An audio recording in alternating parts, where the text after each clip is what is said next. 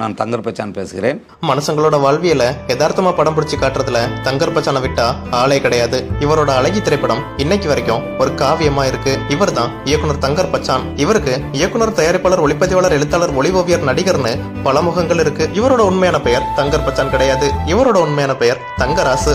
இவர் 1961 தமிழ்நாட்டுல கடலூர் மாவட்டத்துல பன்ருட்டி அப்படிங்கிற இடத்துல பத்திரக்கோட்டையில பிறந்தாரு. உண்மையை சொல்ல போனா சினிமாக்கு வர்றதுக்கு முன்னாடி இவர் ஒரு விவசாயி தான். இவரோட பெற்றோருக்கு இவர் 9வது பிள்ளை. இவரோட அப்பா ஒரு தெருக்கூத்து கலைஞர். தங்கர் பச்சானோட நூல்களை ஆராய்ச்சி செஞ்சு 25க்கும் மேற்பட்ட மாணவர்கள் இளம் முனைவர் பட்டமும் பெற்றிருக்காங்க. தங்கர் பச்சானோட நூல்கள் பல்வேறு பல்கலைக்கழகங்கள்லயும் கல்லூரிகள்லயும் பாட நூல்களா கூட இருக்கு.